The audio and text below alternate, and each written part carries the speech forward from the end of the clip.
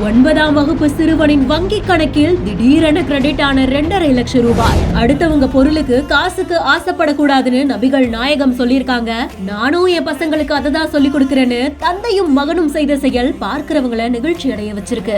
ஏன்னா எங்க நபிகள் நாயகம் சொல்லியிருக்காங்க, அடுத்தவங்க பொருளுக்கு காசுக்கு ஆசைப்படக்கூடாது. எங்க அப்பா அம்மாவும் எங்களுக்கு அப்படிதான் வளர்த்துறேன், என் பையனை நானும் அப்படிதான் வளர்த்துறேன். அடுத்தவங்க பொருளுக்கு ஆசைப்படக்கூடாது. இவன் சொன்ன உடனே சொன்னான், அப்பா அவங்க கஸ்டமருக்கு திருப்பி அனுப்பி விட்டுடலாம்ப்பா. அதனால இப்போ அனுப்ப வந்திருக்கோம் சார்.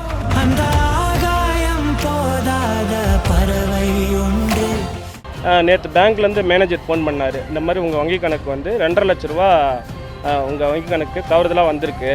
இது என்னன்னு பார்த்தீங்கன்னா எனக்கு அனுப்பிச்சி விட்டவர் யார் என்னன்னு எனக்கு தெரியாது.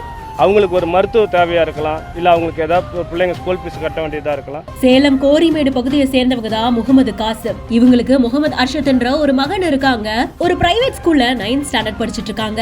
ஸ்கூலுக்காக ஓபன் பண்ணப்பட்ட இவங்களுடைய பேங்க் அக்கவுண்ட்ல தான் திடீர்னு ஒரு நாள் 2 லட்சம் ரூபாய் பணம் கிரெடிட் ஆயிருந்திருக்கு. பிப்ரவரியிலே இந்த பணம் கிரெடிட் ஆயிருந்தாலும் வங்கி கணக்குல அப்படியே இருந்திருக்கு. பணம் வந்தது எதுவுமே தெரியாம இருந்த நிலைமையில சில தினங்களுக்கு முன்னாடி ஒரு போன் கால் வந்ததாகவும், அதுல வங்கி மேலாளர் சிறுவனோட அப்பா கிட்ட வட மாநில சேர்ந்த அமித் மேக்சங் அப்படின்றவங்க உங்க பையனோட அக்கவுண்ட்டுக்கு தெரியாம பணத்தை அனுப்பிச்சிட்டாங்க, அதை உரியவங்க கிட்ட திருப்பி கொடுக்கணும்னு சொன்னதாகவும் சொல்லப்படுது. இதை கேட்ட உடனே அதிர்ந்து போன தந்தை எக்ஸாமா இருந்தாலும் கூட ஸ்கூல்ல விஷயத்த சொல்லிட்டு பேங்க்குக்கு பையனையும் கையோடையே கூட்டிட்டு போயிருந்திருக்காங்க.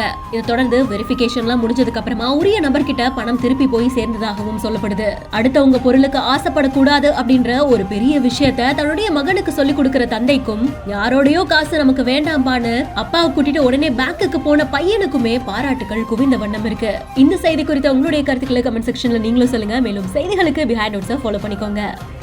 நேற்று பேங்க்லேருந்து மேனேஜர் ஃபோன் பண்ணார், இந்த மாதிரி உங்கள் வங்கி கணக்கு வந்து 2.5 லட்ச ரூபா உங்கள் வங்கி கணக்கு தவறுதலாக வந்திருக்கு, 2,50,000 ரூபா தவறுதலாக வந்திருக்குது அப்படின்னு சொன்னாங்க.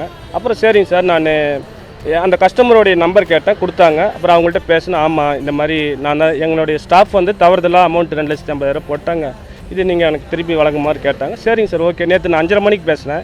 சரி சார், நான் காலையில் ஃபஸ்ட்டு வேலையாக இப்போ பையனு கூட இன்றைக்கி எக்ஸாம், அதை கூட விட்டுட்டு நான் ஸ்கூலில் பர்மிஷன் வாங்கிட்டு இங்கே எக்ஸாம் பேங்க்கில் வந்து இந்த மாதிரி இந்த பணத்தை வந்து எனக்கு அமிச்சவங்களுடைய கரெக்டான அட்ரஸ் வெரிஃபிகேஷன் பண்ணி அவங்களுக்கு ரிட்டன் அனுப்புமாதிரி பேங்க் இப்போ வந்திருக்கேன் சார். எல்லாம் வந்து லெட்டர்லாம் எழுதியிருக்கேன், கொடுக்குற மாதிரி வந்திருக்கேன் சார்.